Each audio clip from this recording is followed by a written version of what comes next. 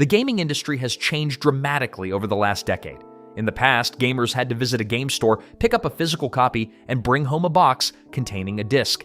Today, all you really need is an internet connection. Gaming has become increasingly digital, from purchasing and storing games to downloading updates and accessing online services. This shift has made life much easier for gamers, but behind that convenience lies a major consequence that many people rarely think about. And today, we're going to break down those consequences one by one. First, we have to acknowledge that digital gaming offers a level of convenience that physical media simply can't match. Digital games eliminate the need to wait for stock availability, shipping times, or worry about damaged discs. When developers release a patch, players can download it instantly, allowing games to be fixed and improved long after launch. Back in the PS2 and PS3 era, if your disc got scratched, there wasn't much you could do about it. Today, developers can simply push an update through their servers and solve many issues overnight. The benefits extend beyond players as well. Publishers no longer need to spend money manufacturing discs, printing manuals, or distributing physical copies around the world. As a result, the digital market has grown rapidly, and publishers have become increasingly convinced that the future of gaming lies in digital distribution.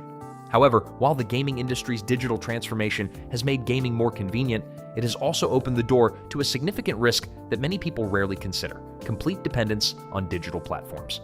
Most of us have become accustomed to thinking of services like Steam, Epic Games Store, PlayStation Store, and Xbox Store as permanent parts of the gaming landscape. But in reality, there is no guarantee that these platforms will exist forever. If any of these services were to shut down one day, the consequences for gamers could be enormous, potentially even worse than losing a physical game collection. The most obvious problem would be access to games that we've already purchased. Unlike physical games, digital games are not physical products that we truly own. Instead, they are licenses tied to a distribution platform. Every digital game in our library ultimately remains under the control of the platform that provides it. If Steam, Epic Games, or a similar service were to shut down its servers, players might lose the ability to re-download purchased games, receive updates, or, in some cases, even launch games that are already installed. This is because many modern titles rely on DRM systems and online verification to function properly.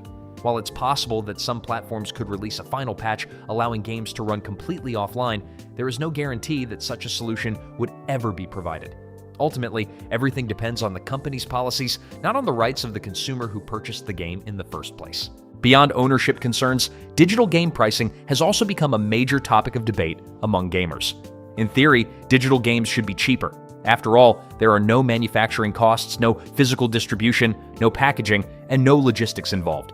Yet in reality, digital games are often priced the same as their physical counterparts, and sometimes even more expensive.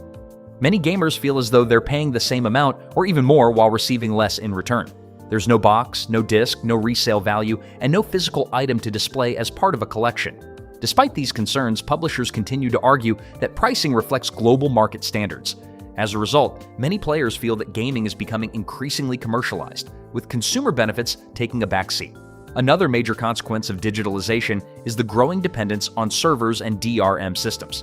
Many modern games, even single-player experiences, now require an internet connection simply to verify ownership. While this is intended to combat piracy, it often creates problems for legitimate customers instead. If a server experiences technical issues, a game may suddenly become inaccessible. If a company goes bankrupt or decides to shut down its servers, games that should have been playable offline can disappear forever. Several well-known titles have effectively become digital ghosts after their online infrastructure was discontinued. For many gamers, this creates an uncomfortable reality. An experience that should be entirely under the player's control can suddenly depend on servers that have nothing to do with the actual gameplay itself. The industry's shift toward digital distribution has also contributed to the decline of physical game stores. Years ago, visiting a game store was an experience in itself. Players could browse shelves filled with game cases, talk with store employees, and sometimes discover games they had never planned to buy.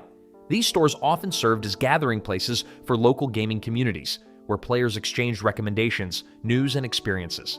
As the industry becomes increasingly digital, much of that culture is slowly disappearing. Many younger gamers have never experienced the excitement of buying a physical game and building a collection that proudly sits on a shelf. However, the digital era has also created incredible opportunities for indie developers. In the past, independent studios struggled to reach large audiences because physical distribution required significant financial investment. Today, developers can release a game to a global audience simply by publishing it on digital platforms such as Steam, Epic Games Store, PlayStation Store, or Nintendo eShop.